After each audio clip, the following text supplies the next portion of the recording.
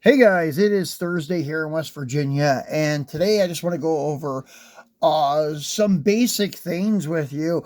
Probably something you guys have already thought about, but I don't know. Sometimes obvious things aren't so obvious.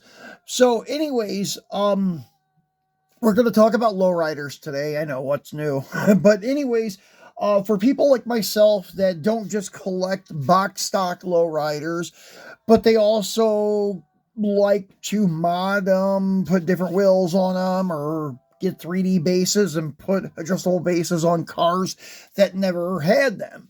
Um, for example, like Fineworks. Fineworks makes a really great looking Impala drop top, but the only thing I don't like about it is the wheels. They're a little bit too big in diameter for a low, and they also don't look that great either. They are like a photo etched print. It's like a piece of plastic with the spokes etched into it or drawing on it, put on top of a flat chrome disc, and then on top of the spokes, there is I don't know if it would be like that bare metal foil that's used for model cars, but that's kind of what the knockoff is made out of. So they are I don't know, kind of detailed, but I think it would be safe to say it was the cheap way out on making their wheels. And then if you're like myself, I look at Revell as like the founding fathers, the staple of 164th lowriders. So their wheels and such have become like what I use as an example of what a 164 lowrider should look like. I love Revell's wheels. They're simple, um, and such. We'll take out a car here and look at them before we go over the wheel donor thing. But for example, here's a 61. And basically, these wheels are no more than a rubber cover over a plastic wheel. And the thing is, like the sidewall, the white wall, is actually part of the rim itself, painted white. And then the rim is either chrome or gold plated. Then it has a rubber cover that slides over the outer part of the wheel and on the backside and such. So it's a very simple process on how they made the wheels, but they look killer. I mean, they really do look great on the cars. Um, some of them you can see like details of the spinner, but some just look like they have the regular like five-sided nut uh center cap, which is fine with me. I love the wheels on the Revells. Now Hot Wheels, they came out right around the same time with their lowriders. The Hot Wheels wheels never did anything for me. I thought they looked really bad. That's why most of the Hot Wheels lowriders I have, besides the RLC ones, they look okay. But the couple of rivs that I have, I swapped one of the rivs, and the 70 Montes that I have, they're okay. They look like the old school, like true spokes. The 53 Chevys I have, I did wheel swap with some 3D printed wheels from Diecast Mafia. And they look really good on that particular model. Um, Now, coming to the wheel donor thing, these guys here, the bombs from the Revell lineup. And a lot of times people overlook these and they don't even collect them, or a few guys do collect them. So the supply is readily available and the demand is low. So that makes the price of these relatively cheap compared to other Revell lowriders. You can usually find these bombs, especially Sweet Dreams and the candy pink one, especially Sweet Dreams. So there's a ton of them out there. And it is one that comes with a gold wire spoke, just like the pink one. I already took the gold ones off of this and put on one of my S10s. And that's why the chrome ones are on this one now, but I did that before I thought about making a video on these.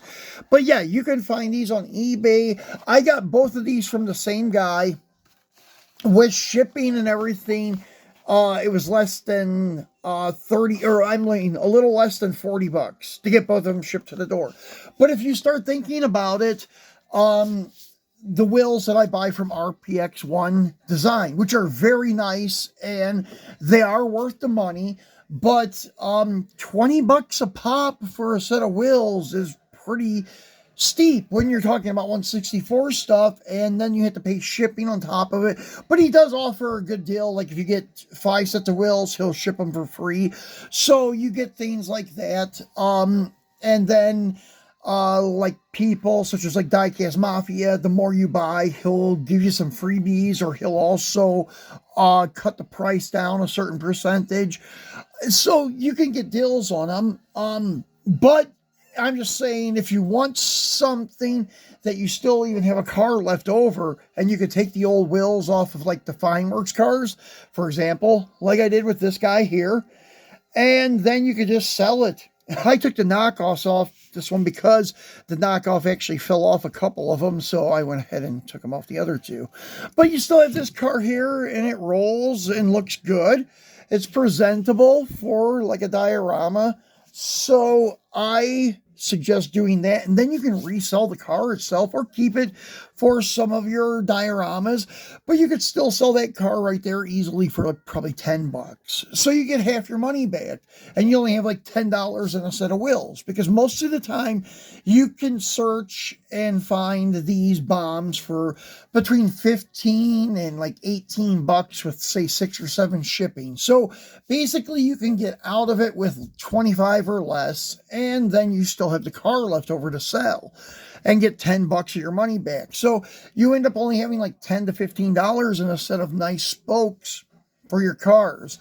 I just didn't know if anybody else has thought of that. I'm sure you have. I mean, I'm sure it's obvious, but I just wanted to bring it up and mention it to you guys because it does work out very well, especially for the last releases Revell dropped, which had 5 spokes and 6 spokes. Remember this 59 Chevy here, it was only available with 6 spokes. Well, I bought one of the bombs and I took the spokes off of it and put on this guy here. Now it looks fantastic. It looks the way a lowrider should look. Same thing with the 61 Chevy here. This is the last, one of the last ones released, and it had 5 spokes on it. And actually the 5 spokes don't look bad, but the diameter is a little big for a lowrider. They're good for like a pro touring car or a hot rod, but they are good looking wheels. But the spokes look a lot better on it. These spokes came off of that guy there. So yeah, very easy to find and reasonably priced wheel donors for your lowriders. But I'm still going to be buying 3D printed ones for especially my custom 3D printed chassis, because they require a smaller axle than what the Revell wheels take. So it's better to just get a 3D printed wheel from like Diecast Mafia or RPX1 Design or whoever, because usually they require the really small diameter axle from like Hot Wheels with the mushroom tips. Usually the lowrider bases are designed to accommodate those type of axles. So that's where I'll be using the 3D printed. But for like Fineworks cars or Revell cars that I want to put wheels on, I think I'm going to go with buying these bombs and using their or wheels for the cars that will accept them. So that's just what I wanted to bring out today, guys. Hope you enjoyed it. Hope it helps you in the future.